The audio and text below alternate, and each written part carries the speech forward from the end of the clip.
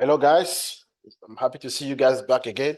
So welcome to this new video. Today we are going to cover Jenkins job walkthrough. I will walk you guys through the Jenkins job. A Jenkins job, show you everything, all the detail that is there. That's for a beginner and basically tell you what you need to know so that you can basically understand the concept behind Jenkins job.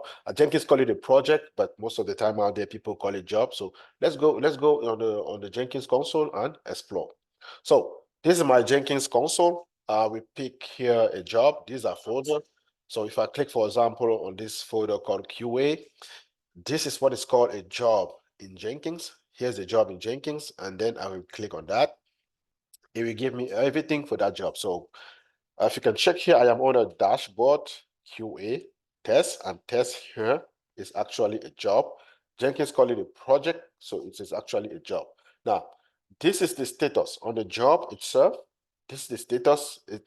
This basically tell you what is here. That's the status. This is where you see if the job actually pass, fail, or it is on schedule. So this give you like the status of the job. It also here it gives you like the project name.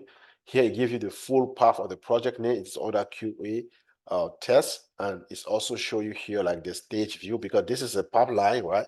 It show you the stage view. This is here for like for change, right? This is like a change in between, right? Let's say for example there's a commit, right? Change in between commit, because if I run, let me show you the change first. This is like change in between commit, right? It tells you, for example, that on January 4th, there was a new commit. For example, somebody updated the Jenkins file. So these are the change in between commits. So you want to say like change. If I go ahead again and make another commit and push and make Jenkins will detect that commit. Now, if you come here, for example, and you click, for example, on this build, let me right click on it and open on the new window. It will take you directly to more in depth on the chain. And you see here, this is the commit number. If I click on this commit number, it will take me directly into GitHub. If you are using Bitbucket, it will take you to Bitbucket and show you the commit change. If you are using, for example, GitLab, it will take you into GitLab. So the change is very important, especially you want to see, for example, the change in between build. It will show you here, and this is for like give you like the build number, which is we are going to talk about here, and it show you basically the change that's happening. So as you guys can see here, the last change was on build number 9. Since build number 9, we have not done any change yet. That's why you don't see any change here. So let's go, for example, on GitHub and try to change something on that. I think this is the called Jenkins series. So this is the Jenkins file, for example. Let's go ahead and make a change. So let's call this one, for example, PWD. Let's commit that. We change from LS to PWD. Let's update that, and let's build. For example, this bottom here is to build if I want to build a job, but I will still come back there. But let's just explore this first. I'm building number 17. It might take time here to launch because Jenkins we have to go ahead and start the start the executor, for example. Let's give him a second. For that to provision a virtual machine, and I'm expecting that virtual machine to be provisioned here on AWS. So actually the only VM that's running is my Jenkins server. So Jenkins will go ahead and use the dynamic provisioning to provision a virtual machine, and we can use that virtual machine to do what we are trying to do here. Pending, we see here there's one virtual machine that is coming, is pending. Very soon it will be ready. It will be picked up by Jenkins, and Jenkins will go ahead and schedule this on that. Still waiting for the executor. Let's give him a second. So we should be able to see the change populated. Once everything is ready, we should be able to see the change populated.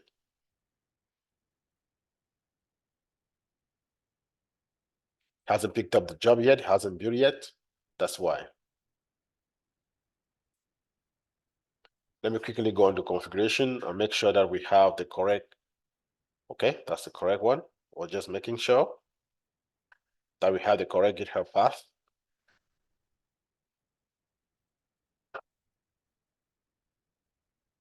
Still waiting on the executor. Once it's ready, or it has already done, was able to go ahead and launch and build. So let's go to test and check the change. As you guys can see, build number 17 here, which matched this build, it detected a change, right? If I right click here and click here, I'll be able to see the change. There's even a different, right? Jenkins change, like diff in Jenkins file. If I click here, you will see that change, that same change. If I go back and click here, you will see that same change as well. So that is how you can, you use this change to see what changed in between, right? Sometimes a build will fail, for example, and this is like a quick way to see what's going on, quick way to see the difference between the previous build and the new build. That's very important, this change. Now, when you want to build a job, for example, when you want to build a job in Jenkins, build a job mean that you want to start a job, you want to launch a job, you actually use this button called build now, right? When you want to build a job, when you start the job, you use this button, for example, called build now. So if I click on build now, we are on build number 17. If I click on build now, it will launch another build, which is going to be number 19. Number 18, sorry. If I click on build now again, it will launch another one called number 19. I will skip this for now. I will have to come back because we are going to spend some few minutes here. Now you can delete this project. If I click here, it's going to delete this project, for example. If I go ahead and click here, it will delete this project, right? If I click here, we ask me, are you sure you want to delete this project? If I click yes, it will go ahead and delete this project. For example, let's go, I don't want to delete this project because I'm using it. Let's go, for example, and pick, for example, another project here. So if I come down here and pick this test, if I say delete this pipeline or project or whatever, it will delete it. Now it is gone. It is no more to be seen. So that's how we delete. So we can go back to where we were.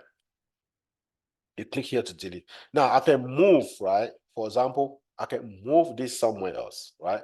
I can move this project somewhere else, for example. I can move that to like a different, to like another directory. So let's go, for example, and create a quick dummy project here. Let's call that project Jenkins move, for example.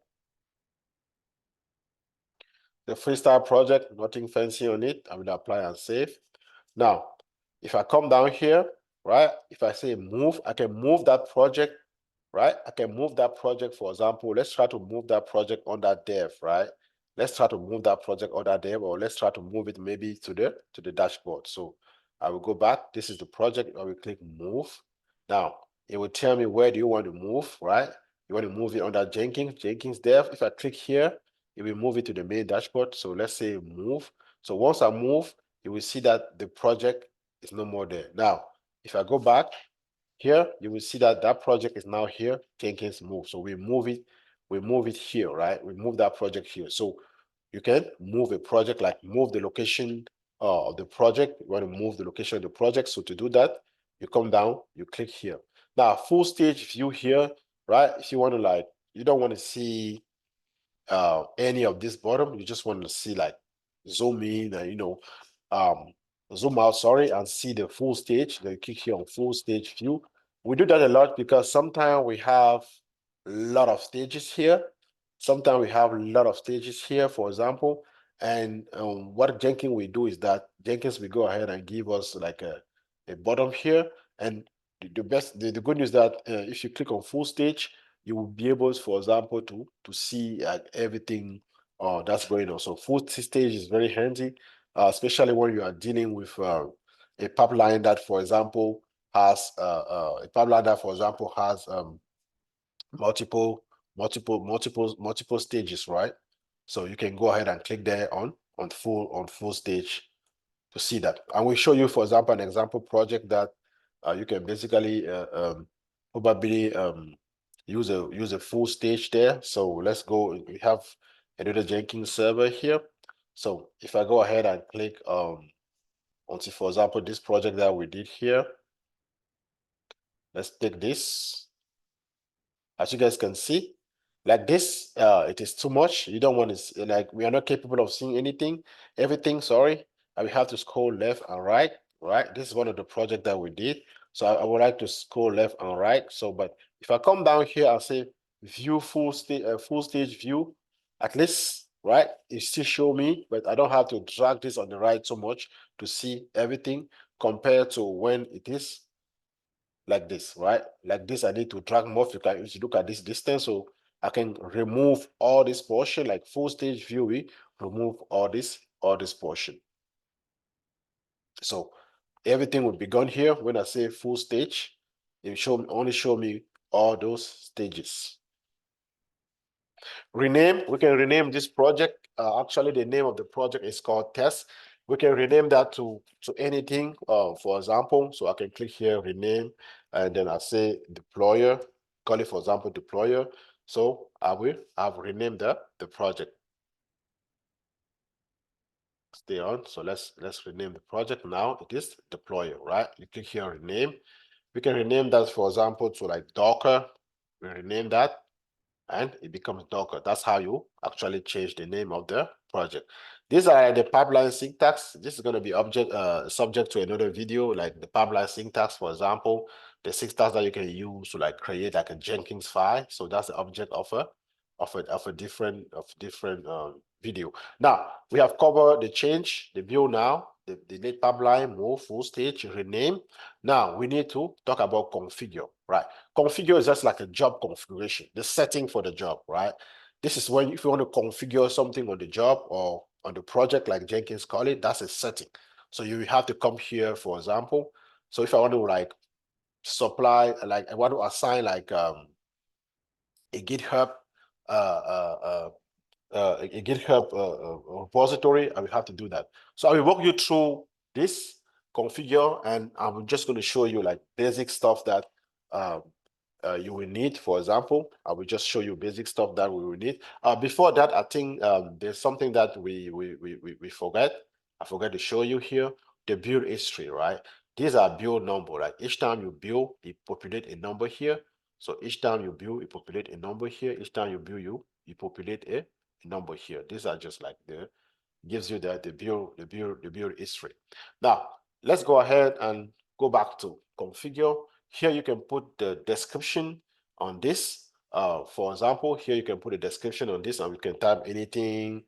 This job build images only. You can give him a description for that. Now it is divided into three sections. This is like the pipeline. Depend if you go to the mortar stage, if you go to like depend on this is the pipeline job. The ones for the freestyle job is different, and the one for the multi-branch pipeline job is also different as well. So, but the most used actually is the pipeline job, right? The pipeline job is the one that is used the most. So let's go ahead here. Now you can this will depend, right? Whatever you see here will depend. I have this here, enable project-based security. Why? Because I've installed a plugin called matrix-based role security. So I'm not going to show this because you may not see this. Now discard all build here. This is where you want to decide on how many build to keep. For example, if I click here, it will show me like the log rotation, the days to keep the build, and the maximum number of build to keep. Now, when I'm talking about build, I'm talking about days, right? As you guys can see here, it is showing me 19 build. What if I have 200 build? It's going to make this page longer, longer, longer, and longer. Now, I can decide that I want to keep my builds for like 5 days. Then I want to only keep 5 build. So if I apply here and save here and refresh, it will change this one to 5 build only. So if I refresh, let me give one time refresh. So it should be able to go. Let's give him a second, or let's make a build.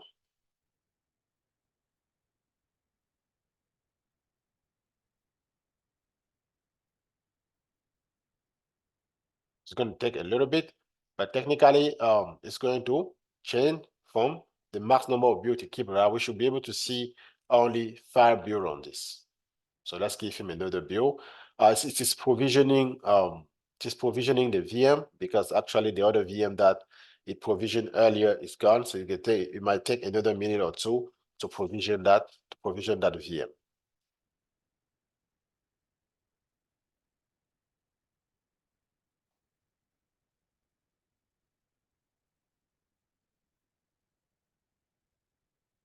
Let's give him a minute. The VM is not up yet, but if you check on AWS, there will be a VM in the pending status here. So what also I'm going to do to make things easy on us so that if we kick the build, we don't have to wait. I will go ahead and update the number of executor of Jenkins. I'll give Jenkins 2 executor so that Jenkins don't have to wait.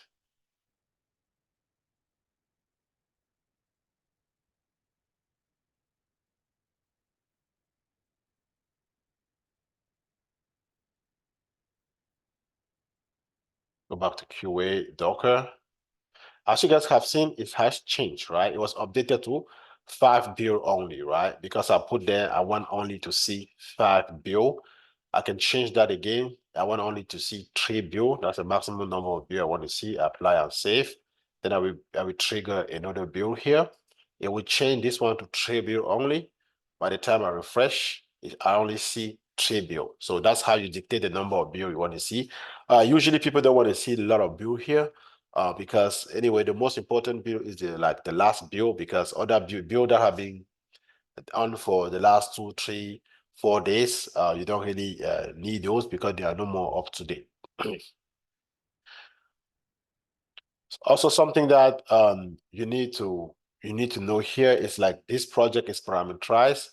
This will be an object to another class. So you can go ahead and set parameter here that Jenkins can use. There are multiple type of parameter, and just be mindful that Jenkins use this parameter. For example, Jenkins use this parameter for that environment variable, right? So if you know discard all build, right? So if you know discard all build, so I think I missed something here. I skipped something here. Do not allow concurrent build, for example. Now, this is one thing that is happening. So let's apply and save. Let me show you something. If I'm going to click here twice, 1, 2. As you guys can see, build number 23 and 24 is happening right now, right? Let me do it one more time. I will click twice. It will launch build number 24 and 25. 1, 2. So as you guys can see, Jenkins is going to build build number 24 and 25. This one went super fast. One more time. 1, 2. Jenkins will launch 2 build at the same time, right? It's going too fast. So we can change something, for example, the GitHub, so that you guys will see. So let's go ahead and on the code and change something. Jenkins series, we make a simple commit to change something. I will put a sleep command there. So I will say here, sleep, for example, 5, sleep 5 seconds. I will come here and click twice. 1, 2. It's going to launch 29. Look, 29 and 28 are running at the same time, right? Technically at work, you don't want to do this. You don't want to have 2 builds that are running at the same time. Now, if I don't want 29 and 28 run at the same time, if I just only want 1 build at a time, I will have to come here and check this box called do not allow concurrent build. If I click here on do not allow concurrent build, for example, I will go ahead, apply, save. Then if I double click, 1, 2, Jenkins will be building 1 build, and Jenkins will queue the next build, right? As you guys can see, Jenkins Jenkins will be building 1 build only, and Jenkins will queue another one. As you guys can see, number 32 is actually running, which is this number 32, and number 33 is now queue. It's now running. So that's how you do to like disable, for example, concurrent build. It's always good to go ahead and disable this, but everything that I'm showing you here, technically, we do that with the pipeline as a code, the Jenkins file. So there will be a video that we are going to launch on the Jenkins file, but it's always good to know how to do something on the console so that if you see the code, it becomes like easy for you to understand. Now, so this is just like, for example, if you click here, you are just basically telling Jenkins that if you restart your server, right, you don't want build to continue. Let's say you had a build that was building. If ever you restart your Jenkins server, for example, or you restart Jenkins application itself or Jenkins tool itself, you don't want the build to continue. Right, you can click here. One thing that I also want to show you here, like I was mentioning earlier, this build is parameterized. Parameter are just like input, right? Parameter is just like input that we supply to Jenkins at build time, for example, right? And there are multiple type of parameters. I'm just going to show you guys for like few parameters here, the one that are important, for example.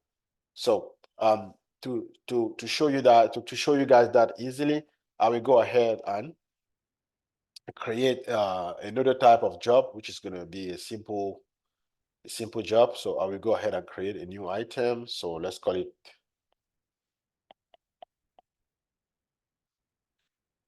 parameter, for example. And I will go ahead and make it a freestyle job. I will apply here, apply and save. Go back to configure here. So I'm going to click here. This job is parameterized.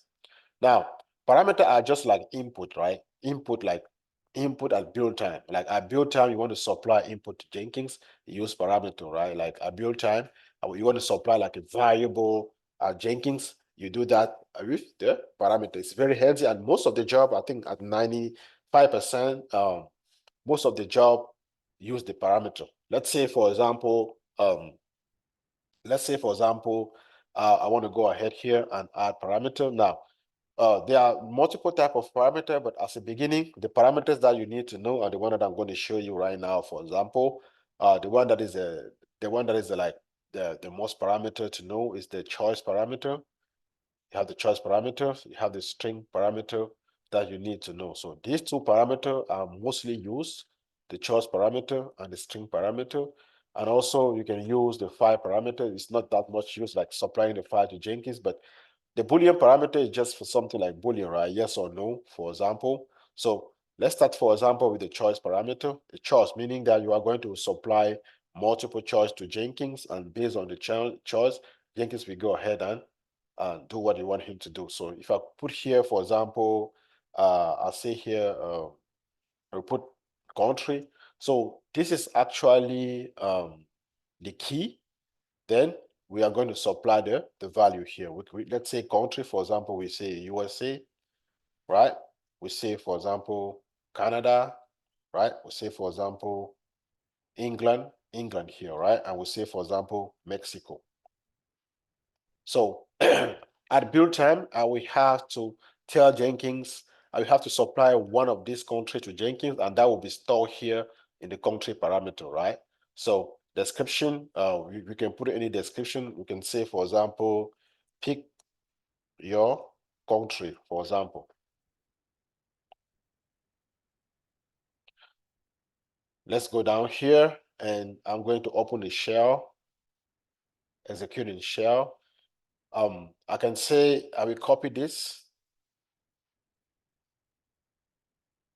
because that's actually the key. I said that these are variable.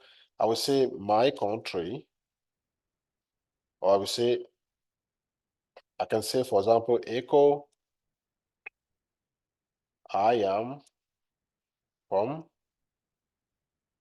country, right? Echo, I am from. Let's apply this and save. Now, as you guys can see, because I have parameter, when I click, it gives me build with parameter, right? Build with parameter, not build now. Build with parameter, right? It doesn't show me anything now because I haven't run at least the job once yet. So let me go ahead and run the job once. Now, as you can see here, right? I have here build with parameter, right? Then I can choose my parameter. If I choose like USA, for example, then apply now. I will go ahead and check. say I am from USA. Now, if I go back on the parameter, build now, and say Mexico, and build now, if we check the console output, it will say I am from Mexico. So parameter are just like choice parameter, right? We say choice parameter, so because you have a choice here, you have a choice to pick one. It's a choice that you make, meaning that the value already exists, and you just have to make your choice out of the value. Like I said, this is the key, and this is the value, right? And when it just works in terms of like key pair, right? So key pair, we say key pair, right? So that's the key. This is the value. It's just like you are saying, you store the value. When you put this, Jenkins will store the value country equal USA, right? And when you say $ country, it will return whatever is here. As you can see here, the first choice is actually the default. If you don't specify any choice, it will pick USA as the default choice. Another one that I want to show you, for example, another parameter that is mostly used, for example, the string parameter here, right? String parameter meaning that at build time, you will have to supply the parameter that you want. Let's say, for example, you want to say, I will say here name. I will store this one here, name, right? I will just say enter. For the description, I will say enter your name, right? Now, let's come down here and choose, I will say echo my name is $name, right? My name is $name. Let's apply and save. If I go here, we'll be with parameter. So as you can see here, this is just a typo from, let me correct that typo. Description, pick your country. Here will be enter your, let's say, first name, right? Apply and save. Be with parameter, enter your first name. Now, here, it will take whatever and put and store it here, right? I didn't supply any default. That's why you're seeing here. For example, if I come down here, under here as default, let's move it here instead. So let's keep the default empty. So it's supposed to be here under name and not here. So let's, right? Name, I'll say my name is, let's type, for example, Derek, right? Enter your first name, Derek. I click on the console. We say my name is Derek. If I come down here and run it again and say my name is, for example, let's say Olivia Abiu.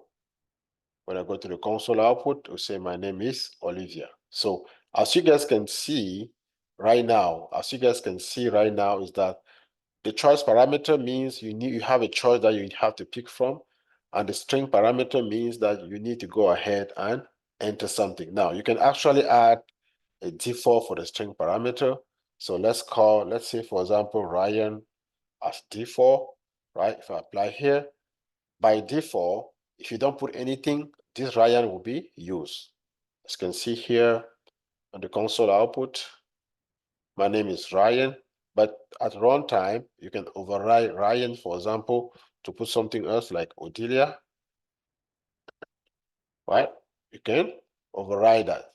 So, but with the choice parameter, you can override at runtime. You have to pick between the choice. Those are just how parameters run. So there will be another video which I'm going to go ahead and show you guys how to use parameter, but this will be with the Jenkins file. You can also like have like the Boolean parameter, for example, right? Have a Boolean parameter, something like a yes or no, right? Something like true, false. You can have like a Boolean parameter here, something like true, false, and you can even set that like as a default, right? That's like a Boolean parameter, right? If you check that, like just like true, false, right? True to go ahead and check that, right? Just like Boolean parameter, right? You will tell Jenkins that if true, then this, if you have this is true or not, right? So that's just for like for beginners. So let's go back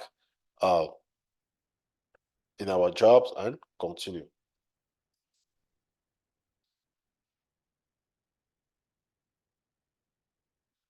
Those were parameters that we cover, and these are like a truth view. You don't really need this, right? So that's just like set the number of minutes in between views, right?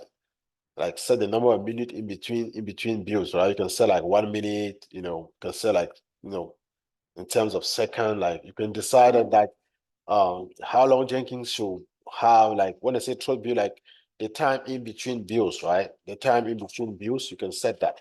But usually people don't set this because in the industry we want things to go fast.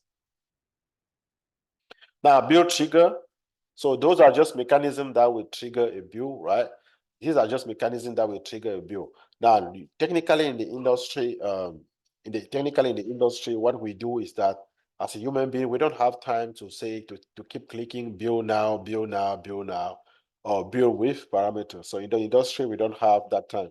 But the most used, and there are three that you need, for example, to know. There are actually three of them that you need, for example, to know on the build trigger. The first one, for example, on the build trigger that you need to know is this one, build periodically, right?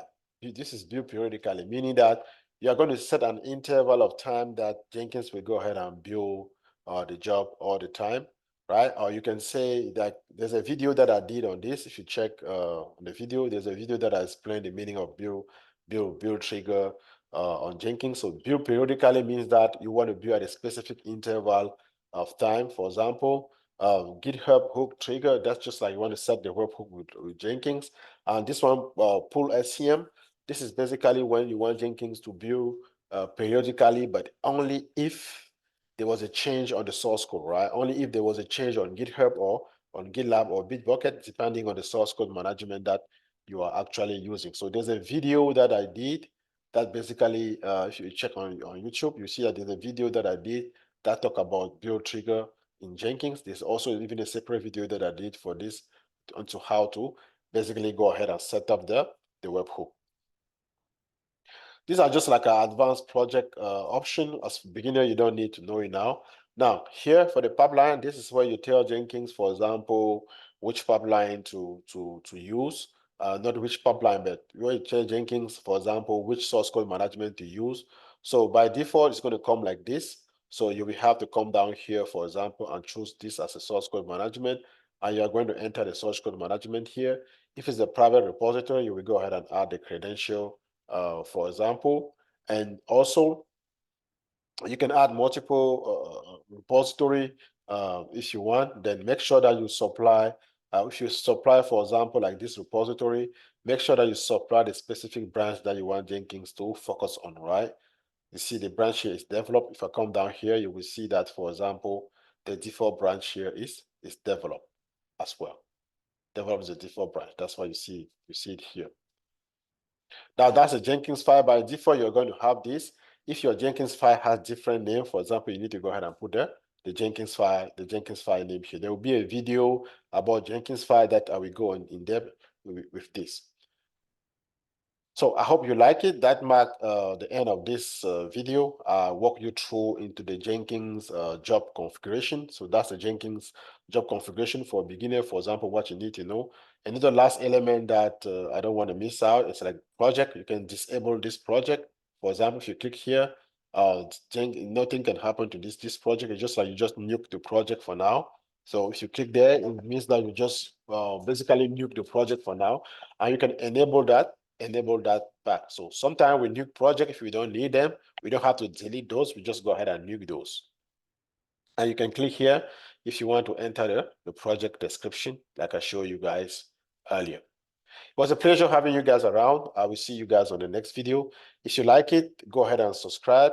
If you have any question, any comment, put it on the comment section. I will go ahead and respond. It was a pleasure having you guys around. Thank you.